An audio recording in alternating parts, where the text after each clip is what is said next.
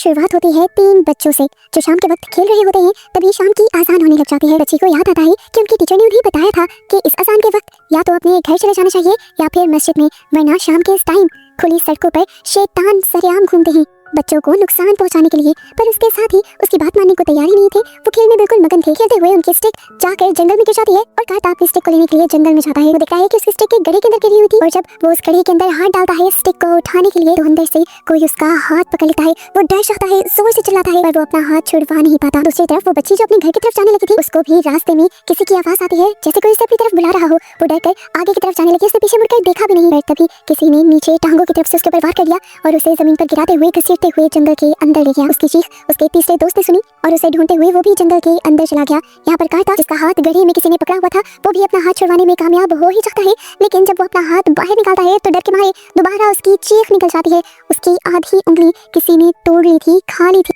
और अब वो डर और दर्द के मारे जोर जोर से चिल्ला रहा था। खैर अब सीन कट हो जाता है और हमें 30 साल बाद का यानी प्रेजेंट का सीन दिखाया जाता है। 30 साल बाद हम कार्टा को देखते हैं जो अब पागलों वाली जिंदगी गुजार रहा है। उससे सुबह सुबह 2 बच्चे टकरा जाते हैं, जिनमें से एक बच्चा है आदि और दूसरे का नाम है सामान। बच्चों के बिहेवियर से हमें पता चलता है कि यहाँ का हर बच्चा और बड़ा कार्टा से डरता है। ये बच्चे भी डरकर स्कूल पहुंचते हैं तो पता चलता है कि स्कूल से लेट हो गए थे, जिसकी वजह से इन्हें टीचर से पनिशमेंट भी मिलती है। इनकी इसी पनिशमेंट के दौरान हम इनकी क्लास की अच्छी लड़की आयु से भी मिलते हैं। आयु मिस्टर मार्टो की बेटी है, जिनकी शॉप पर सामान नहाने देता है क्योंकि सामान की फैमिली बहुत ज्यादा गरीब है। तो जब जब सामान कमाता है तभी उनके घर में खाना पकता है। बेचारा सामान टीचर की पनिशमेंट के बाद जब मार्टो की शॉप पर आता है तो उन्हें मार्टो से भी डांट पड़ती है क्योंकि आज हनी डिलीवर करने में उसे काफी देर हो गई थी। और अंकल मार्टो से कहते हैं कि अगर अगले मर्तबा लेट हुए तो मैं तुम्हारे बड़े भाई को शिकायत करूंगा। इस दौरान शॉप पर आयु अपनी साइकिल लेने के लिए आती है ताकि वो अपने अंकल को खाना देने जा सके।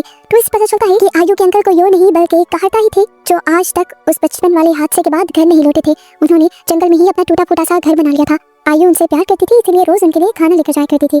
आज आयु खाना देने में देर कर चुकी थी। कार्टा बहुत ज्यादा डरा हुआ था। वो आयु से खाना भी नहीं लेता और उल्टा आयु को कहता है जल्दी से घर भाग जाओ, शाम हो गई है, तुम्हारे साथ कुछ भी हो सकता है। आयु भी परेशान घर वापस आ जाती है, जिसके बाद हमें मस्जिद का एक सीन दिखाया जाता है। यहाँ पर शहर के तकरीबन सभी बच्चे थे सिवाय सामान के। यहाँ पर आज फिर से इन सबके टीचर इन्हें बताते हैं कि उन्हें शाम के टाइम बाहर नहीं निकलना चाहिए और जिस टाइम पर आजान हो रही हो भागकर उसी टाइम पर मस्जिद में या घर आ जाना चाहिए, वरना शैतान उनको नुकसान पहुंचा सकते हैं। इधर सामान जो अपने घर पर था सेफ तो हमें वो भी नहीं लगता। वो जब अपनी ग्रैंड माँ को खाना खिला रहा होता है तो अचानक उसे किसी की आहट महसूस होती है। पता चलता है कि इस टाइम उसके भाई ही घर आए थे जो उसे आते ही मारने लग जाते हैं क्योंकि उसने आज हनी डिलीवर नहीं किया था। इसके बाद वो उसे लास्ट वार्निंग देते हुए अपने काम के लिए निकल जाते हैं, जिसके बाद हम दोबारा से सामान के पीछे एक डार्क शेडो को देखते हैं जिसके लंबे लंबे बाल भी थे। सामान ने जो पहले आहट सुनी थी और उसे अपनी भाई की आहट समझ लिया था, असल में वो भी इसी एंटिटी की ही आहट थी। एक मर्तबा के लिए तो सामान भी डर जाता है, पर फिर वो अपने दिल को समझाता है कि शायद मैंने ही कुछ गलत देख लिया है। खैर अगली सुबह दोबारा सामान अपनी शहद की बोतल्स लेकर अपने स्कूल के लिए निकल जाता है। रास्ते में वो शहद भी डिलीवर करता है और जब तक स्कूल पहुंचता है तो ये लोग दोबारा लेट हो चुके होते हैं और इन दोनों को ही टीचर दोबारा से सजा दे देती है।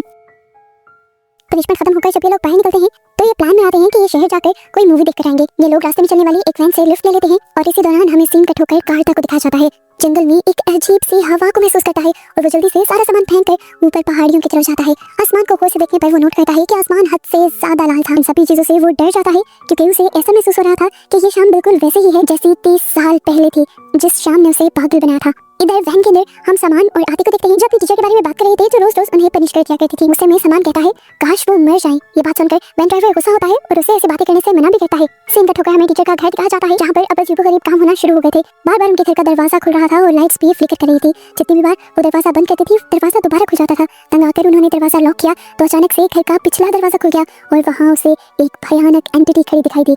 वो एंटिटी उसे घर से बाहर ले जाकर उसे पोसेस कर लेती है, अपने कब्जे में कर लेती है और उसके बाद उसका गला घोंटते हुए उसे मार देती है। टीचर की इस तरह अचानक वाली मौत की वजह से गांव में अफरा तफरी सी मच जाती है और उस अफरा तफरी को देखते हुए वो वैन वाला भी गांव की तरफ ही दोबारा अपनी वैन मोड़ लेता है। इन्हें भी टीचर की मौत के बारे में पता चल जाता है। ये लोग टीचर के घर जाते हैं तो सामान टीचर की लाश को देखकर और भी ज्यादा डर जाता है। उसे गिल्ट हो रहा था क्योंकि उसे लग रहा था जो उसने कहा ये सब उसी की वजह से हुआ है। ऊपर से आदि भी उसे यही गिल्ट करवाने लग जाता है और गुस्से में वो आदि से ही लड़का यहाँ से भाग जाता है। खैर अगले दिन टीचर का फ्रेंडल रखा जाता है जहाँ पे भी सामान जब गया था तो उसे ऐसा महसूस हुआ कि जैसे उसी टीचर का घोस्ट और सोल उसे हॉन्ट कर रही है, उसे डरा रही है। डरकर वो घर वापस आ जाता है और आकर जल्दी से अपना चेहरा साफ करता है और तभी हम देखते हैं कि उसी पानी से जिससे उसने चेहरा साफ किया था वो शैतान निकल आता है बाहर और बाहर निकलते ही वो सामान को पोसेस कर लेता है। दिन गुजरता है और अगले दिन हम देखते हैं कि गांव के इंपॉर्टेंट लोगों का एक ग्रुप पुलिस ऑफिसर के साथ एक न्यू टीचर का वेलकम करने के लिए जाते हैं। ऑफिसर टीचर से पूछते हैं कि आप तो सुबह को आने वाली थी, इतनी देर कैसे हुई? तो टीचर एक अजीब सी बात कहती है कि मैं भटक कर दूसरे गांव में चली गई थी। हम देखते हैं कि इस टाइम घाटा दरख्त के पीछे से अजीब सी नजरों से उस टीचर को दिख रहा था। सुबह में हमें दिखाया जाता है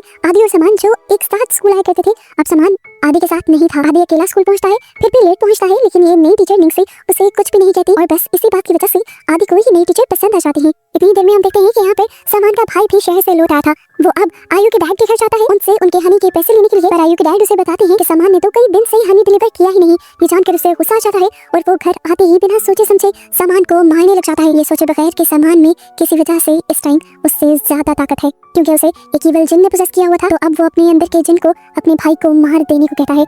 वो जिन पहले उसकी बॉडी से निकलकर उसे डराता है और फिर दोबारा उसकी बॉडी में जाकर उसी के जरिए यानी सामान के जरिए उसके भाई को मरवा देता है। सामान ने खुद बहुत मरतबा स्टैब करते हुए अपने भाई का मर्डर किया था। अब क्योंकि उसके भाई ने उसे शहद ना डिलीवर करने की वजह से मारा था, तो ये शिकायत आयु के डैड ने लगाई थी। इसी का बदला लेने के लिए वो आयु के घर जाता है और उनकी सारी मुर्गियों को मारकर उनका खून इकट्ठा कर शहद की बॉटल्स में डाल देता है और जाकर आयु के ही डैड को पकड़ा देता है। ये खून देखते ही आयु और आयु के डैड दोनों ही डर जाते हैं और उनके हाथ से बॉटल्स में गिर जाती हैं, जिसकी वजह से आयु के डैड उसे देखकर डर भी जाते हैं। फिर अभी सुबह का क्योंकि टाइम था, आयु के डैड अपनी शॉप पे चले जाते हैं जबकि आयु स्कूल चली जाती है।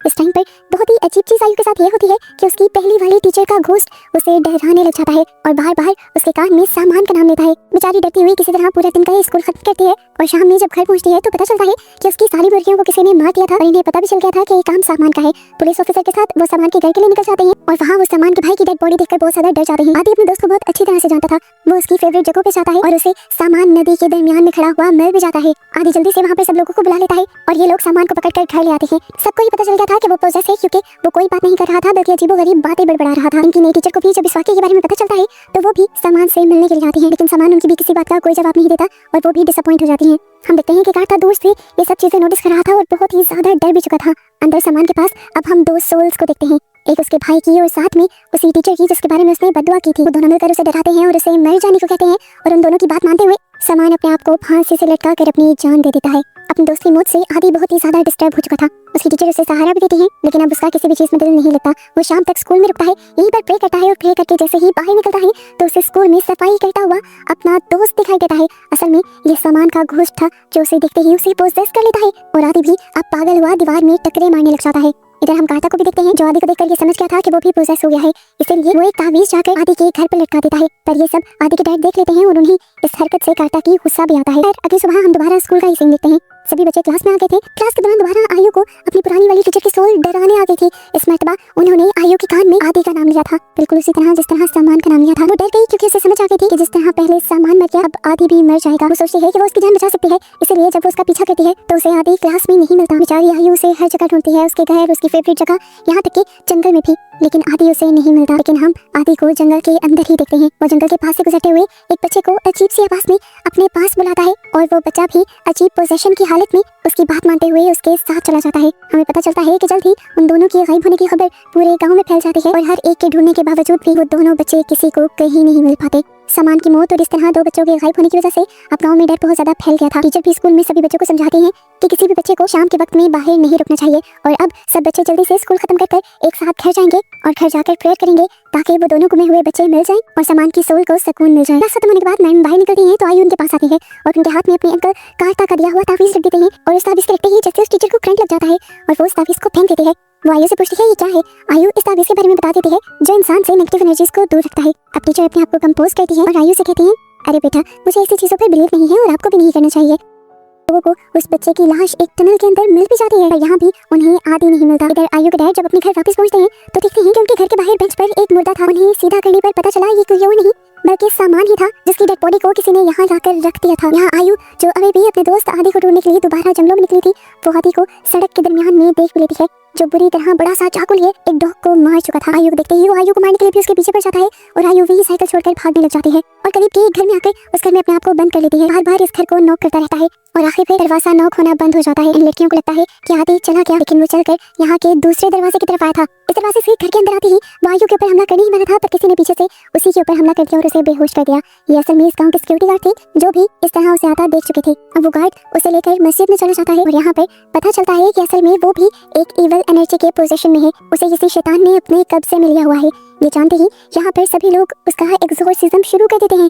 जिसकी वजह से उसे बहुत सारी काली वॉमिटिंग आती है और कुछ पल के लिए वो ठीक भी हो जाता है, लेकिन फिर भी बेहोश रहता है। बाहर सब लोग बातें करते हैं और इन लोगों को पता चलता है कि इन्होंने आदि को ही ग्रेवयार्ड की तरफ यानी कब्रिस्तान की तरफ जाते हुए देखा था और इससे इन्होंने इस बात का भी अंदाजा लगाया कि जरूर सामान की डेड बॉडी को भी आदि ने ही निकाला होगा। किसी को भी समझ नहीं आता कि आदि ये सब कर क्यों रहा था। तब आदि के डैड बताते हैं कि 1-2 दिन पहले मैंने कार्टा को यहाँ देखा था, उसने एक तावीज मेरे घर के बाहर लटकाया है, क्या पता वो ब्लैक मैजिक करता हो और वही ये सब करवा रहा हो। ये बातें जानकर सब लोग गुस्सा होते हुए कार्टा की टूटी फूटी झोंपड़ी में चले जाते हैं और उसे बहुत ज्यादा मारते हैं। इससे पहले कि वो मर ही जाता, ठीक वक्त पर यहाँ पर ऑफिसर आ जाते हैं और सभी लोगों को रोक देते हैं और कहते हैं कि कार्टा को मैं अपने घर पर कैद करके रखूंगा और उसकी इन्वेस्टिगेशन खुद करूंगा, आप लोगों को उसको मारने की जरूरत नहीं है।